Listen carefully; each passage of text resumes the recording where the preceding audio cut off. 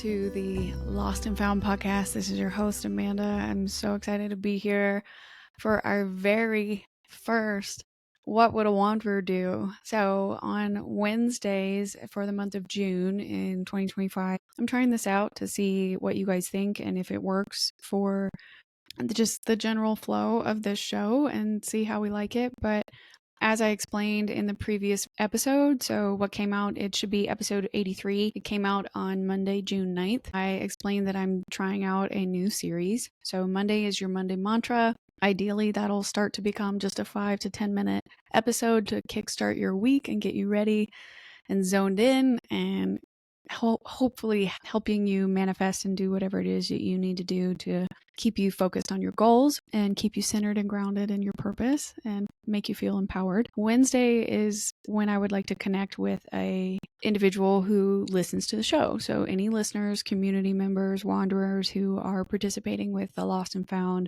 in and of itself or with myself, if they've submitted questions or asked things, this is the opportunity for me to actually get back to you in a more long form format versus just responding to DMs or just responding to the comments and reviews and things like that. But not to say to stop doing that. So please, if you haven't liked the show yet or left a review, sent me some 5 stars on Apple or Spotify, left a comment on YouTube, stop.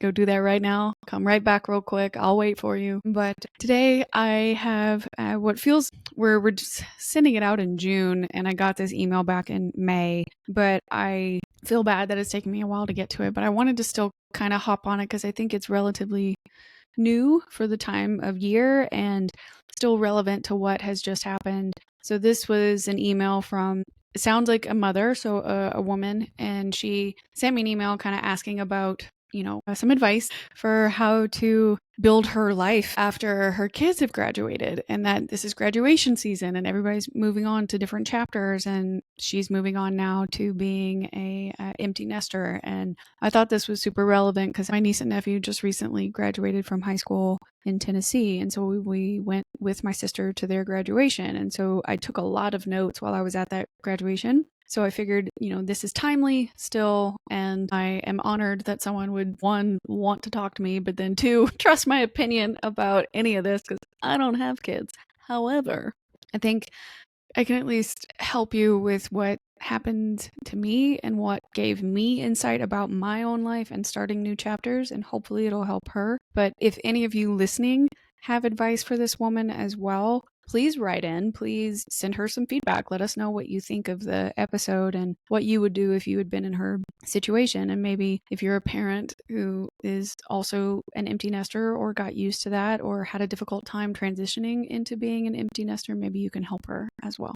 So for this episode, we're going to keep it pretty straightforward. This on Wednesdays is the day that you get to submit questions. I will read them on air on the podcast and answer as best I can. So without further ado, our very first Wanderer Wisdom Wednesday, or What Would a Wanderer Do? I haven't really decided what to call it yet, but here we go. All right, it's a bit of a long one, so here we go. Hi, Amanda. It's nice to informally meet you. I have no idea if you'll ever read this, but I thought it was worth a shot to try. A friend sent my oldest daughter your show, and we've related to it so much. Aw, great. I'm so happy to hear that. Here's my issue. I've recently become an empty nester. I met my husband almost 40 years ago in college, and we fell in love. We both moved from our small college town to a major city afterwards to start our first jobs. My husband finished law school, and I started to think about going back to grad school, but we got pregnant, and I stopped applying for master's programs. There was no way I could do both school, be a wife, and a new mom all in my early to mid-20s. It was too much. My husband was doing well in his career, and we decided to save money, so it made sense for me to stay home with our firstborn, and then I could try school again after she went to kindergarten or first grade. Well, one thing led to another, and we had 2 more kids. Time flies by, and between the 3 sports practices, dance lessons, sleepovers, school plays, and everything in between that it takes to raise a family and manage a household, there wasn't much time left for me at the end of the day. But fast forward a decade and now I'm an empty nester. My youngest has just graduated high school and is ready to move to college, out of state, but still reasonably close so we can be there if she needs us. But I couldn't help but think to myself, well, now what? Well, now what? I'm pretending I have no idea if that's how she said it, but that's how she wrote it. Well, now what? Don't get me wrong. I know I'll forever be in my children's lives and they will still need me. But there's so much silence in our house now. I feel too old to start over or get a new hobby, but maybe that's what I'm supposed to do. I haven't seen my close friends in months or even done a solo vacation with my husband in years. He hasn't fully retired yet, so he is not always home either, and I can feel myself sinking into the couch and not being worried about when I'll get up. And that lack of worry or caring is what scares me. What am I doing now, what am I doing now that I'm not needing to be mom or on all day? What do I want anyway? There has to be more than just endless to-do lists trying to catch up on projects that I never finished when the kids were around. What do you think? I know you don't have kids, but any insight into what helped you get back up metaphorically would be so helpful. Thank you. Wow. Okay. Well, to this wanderer, our very first episode. Sorry, there is a bug in the room and it is distracting me. To our very first wanderer submission, thank you. I'm honored that you would trust me to, one, hear your story, and two, to help you out. You are correct. I do not have children. I have never had the experience of bringing a child into the world or raising it and then setting it off into the world to live on its own or to go to college. So more power to you. Let me just say that up front. To what sounds like you've had a long and successful marriage with 3 wonderful children. They've all been successful and made it on to college. And from what I can tell, you care very deeply for your family. You have a lot of pride in being there for them and being a matriarch figure and being there for people that you care about. And that's obviously really, really important. And I don't ever want you to think that just because your job title might have, kind of changed or the role of mom has now evolved, it doesn't mean that it went completely away. Your identity now no longer prioritizes your children in the same way that it did when they were younger, but that just means, I think, you now have more room for your own personal growth. What sounds like you were pouring into everybody else's cup, but not your own for a really long time. And when you have that much depleted necessity, if your own personal health and self-care have taken a backseat, I don't know, right? Like you didn't mention anything about health in here. You didn't mention anything about your fitness or what your daily routine looks like now without children. But my guess is that you'll get to do a lot of what my parents do now. So they're much closer to this stage of where they're about to welcome a grandchild, but they're also still taking care of their own aging parents. So they're sitting in the next level of crossroads that you will probably have later on in life, where your children are done and out and they're settled and they're okay and you can support them. But now it'll eventually be your turn to possibly have to take care of your own parents. I don't know if you still have parents or not, but that is an opportunity that I think will come, which will also shift your identity. But the point here, I think it's okay to grieve if that's what it is that's going on. If you are grieving your old life or your old identity as mom, momager, mom, house manager, chauffeur, support system, personal chef, personal laundress, like you were doing a lot. You had a lot of hats. And now I think they're just consolidated because the consumer of those services no longer lives there. So I wouldn't mourn her for too long, because she's still there. She's still in there. That woman is still vibrant and capable and strong. And just because you didn't get the chance to go back to school when you wanted to go back to school, the great thing about education systems, at least right now, is that they all still exist. There are still lots of programs. I have not been in school for a very long time, so I don't know what the process is like anymore to go back to school. Like if you would need to go and study to take the GRE and apply for a program. But now that you don't have your kids, would you want to go back? Would you want to be a non-traditional student? You could do a lot of the classes online. So if you and your husband were thinking about traveling more, like going on that vacation or meeting up with your friends again and, finding a map and placing your finger on it and going, I guess we're going to Bulgaria, or we're going to Europe, we're going to South America, we're going to finally go on that safari in Africa, whatever it is, you do you. Now that you don't have your children, around 24/7, this is the actual opportune time for you to do whatever phase of reinvention I think you want. If you did have a hobby that you enjoyed doing when they weren't around, now's the time to pick that back up. I know you were teasing about getting projects done or having those to-do lists. You are correct. I think there's so much more to life than just having a to-do list, but what is something that you've always wanted to do and you never had the opportunity to try it yet because you always had your kids? So even if it's something small, there are new restaurants in your town wherever you live. I used to live in Nashville, so for me, there's constantly new bars and new restaurants popping up all over, new clubs, new music venues, new art exhibits, new festivals that were going on that I did not always get the chance to take advantage of, right? Just because I had general life to do and I was working or I was doing podcasting or the friends I wanted to go with weren't around, whatever. Now's the time to go and do it. Sign up for a newsletter or email blast or Instagram profiles. Possibly if you're on any of the social media, you can follow what that town is doing. Like just follow some different profiles that are telling you, what's going on this weekend. Or in Nashville, there was a blogger that did work. They called it Work-Life Balance Nashville.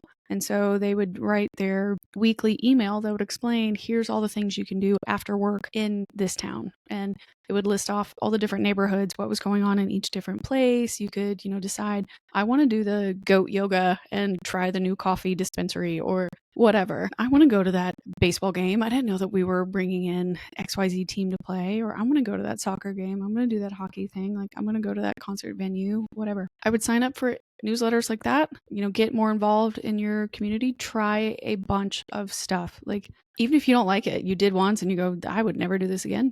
Okay, great. But at least you got out there, at least you tried. If your husband doesn't want to go or he can go with you, obviously you could turn it into a date night.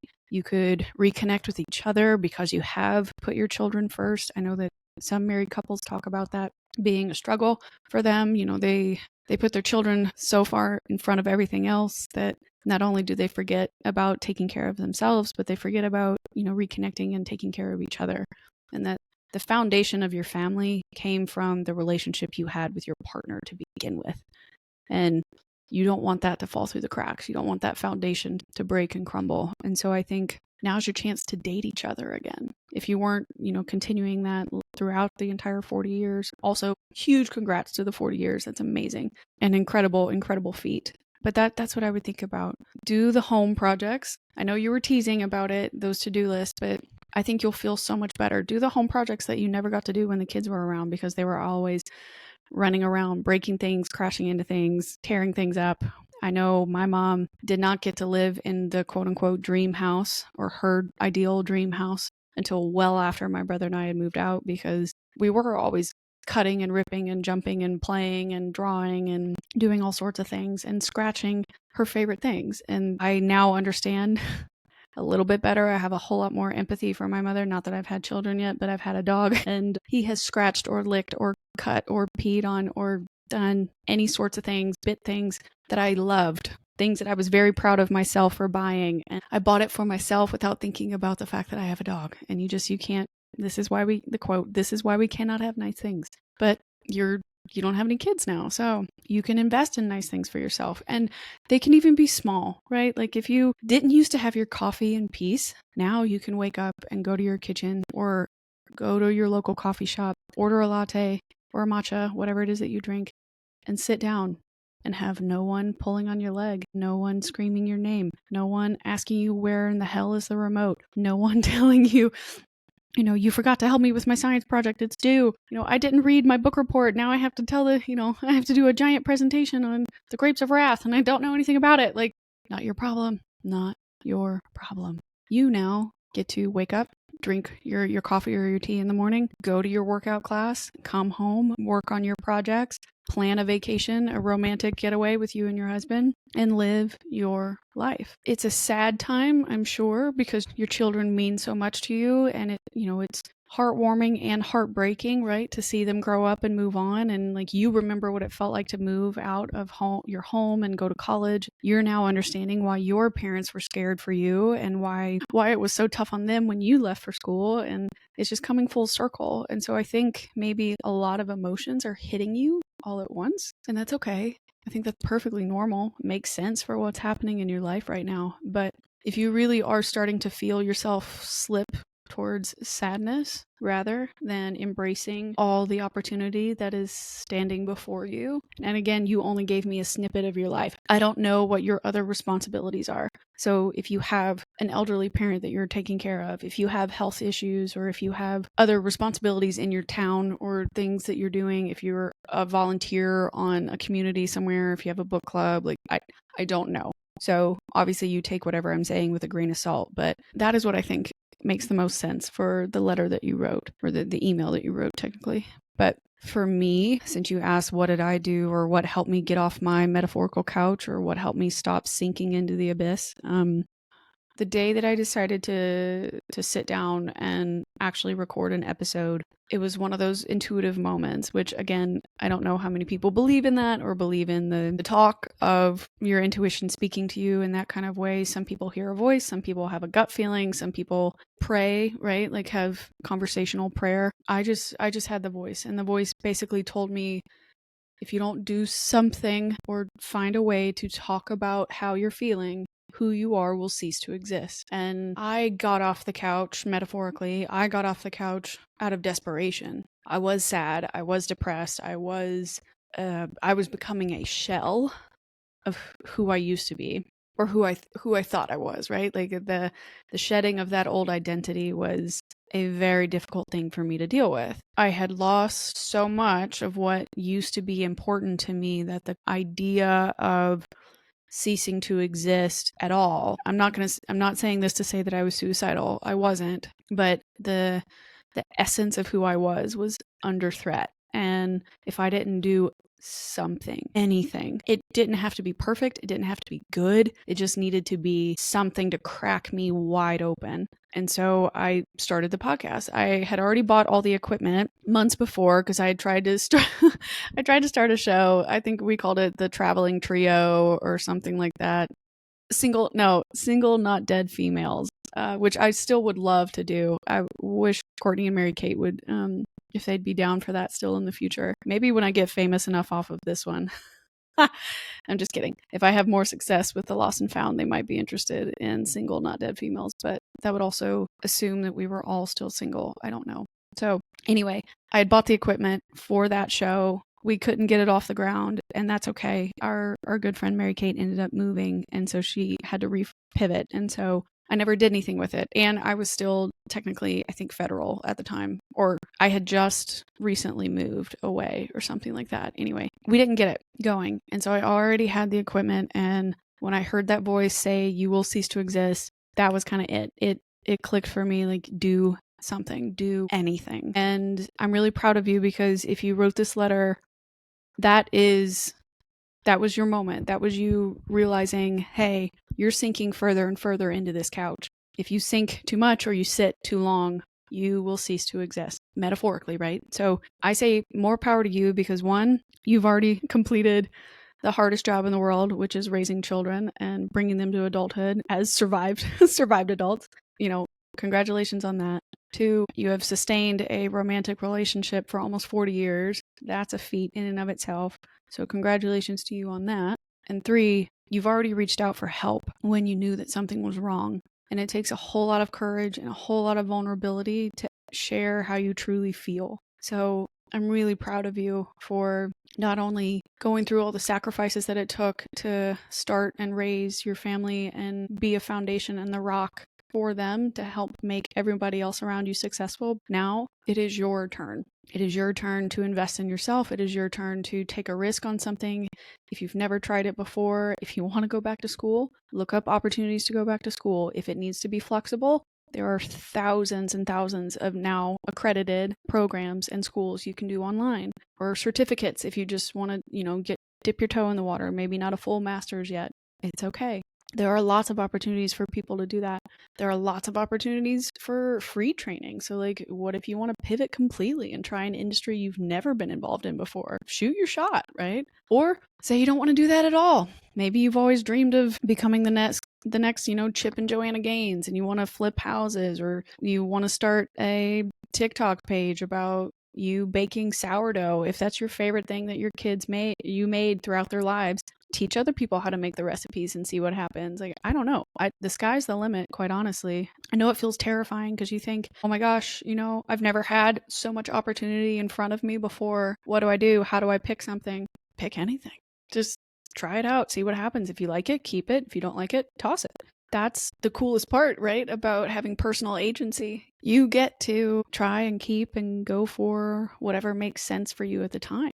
And for whatever future life you want to build with your partner, with your husband, or for your children, whatever legacy you're hoping to leave behind. Maybe you guys are working on finances and you're building out a second business or whatever it is. Yeah, I don't know. Again, very limited information in this email, but that's what I would do. Like, don't beat yourself up so much about feeling lost or having no idea what to do now that your last child has graduated and will be moved on or moved out. I know that silence feels deafening.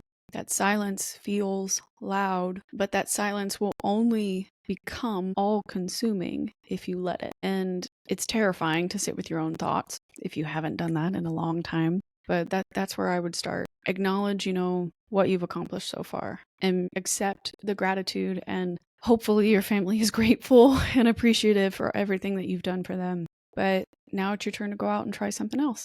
Try to take care of you. Do what you love. Go to the classes you like. Cook the dinner the way that you like it. Watch the shows that you want to watch that may not be catered to what everybody else wants. Lean into that. And I think you'll end up having the opportunity to fall back in love with yourself as you take care of yourself. And I think if you include your husband in on this process, like, tell him how you've been feeling, let him know that, like, this is where my mind's at and this is what I'm worried about.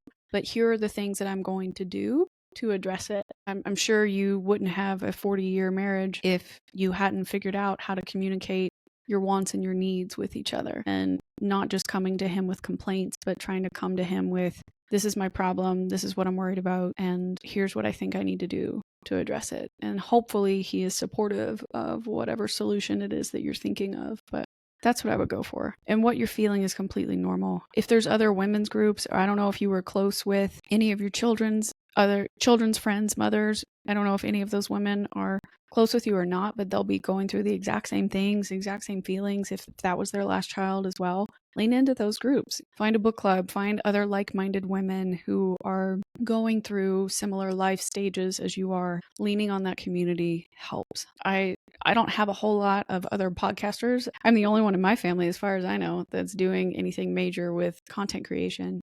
One of my cousins, she just finished a creative writing program in Ireland. So she's a writer. She's a creative. But I'm branching out, doing something totally weird and new and different from what the rest of my family does. So don't feel bad about that. Don't feel bad about how you feel. But also understand that you reached out for help for a reason. And I think deep down you want to take it. So go forth, be fruitful and successful as you already have been. I have full faith in you that you will find a way back to yourself. But you've already done the very first step, which is pour into other people's cups to make sure that they are successful. And that's very generous of you. And step number 2, asking for help when you realized you had a problem. That's so important and courageous. And now step number 3 is taking the risk on yourself. Invest in the things that you have always wanted to try. Invest in the things that will help you rediscover who you are, what you like and what you don't like, what it feels like to be you without children. Because as you said in the email, you haven't lived that life since your early 20s. Get back to her. What did she like to do? What did she want to do? What did she want to try? And if you haven't had the opportunity to do that yet, go do it. But that's all I have for this week, everyone. I hope you enjoyed that. If you would like to participate in the What Would a Wanderer Do or the Wisdom Wednesdays with me, feel free to send me an email at hello@podcastforlost.com, or you can send me a direct message on Instagram, TikTok, YouTube. You can leave comments here on the video on YouTube. Please, feel free. I'm looking at all the comments on all the platforms, on Apple and Spotify. Like, subscribe, share, leave a review like this woman did, shared it with her friends, or a friend shared it with her. It means the world to me. It really, really does. I love seeing everyone take advantage of this and use it and enjoy it and hopefully find value in it the way that I have. And you want to say hi, Dirks? Yeah? Hello? Hello, my name is Dirks. Sorry, he keeps trying to paw me while I'm talking, but whatever. Love you guys. I'm so grateful that you are that you are here and supporting the show and participating. It means the absolute world to me. If you ever have a question, send it to me and I will answer it on a Wednesday episode. And until then, we'll chat next week. Next episode should be coming out on Friday the 13th. But love you, mean it. Have a wonderful day, night, evening, whenever you're listening to this. And I will chat with you soon. And remember, wanderers are always welcome.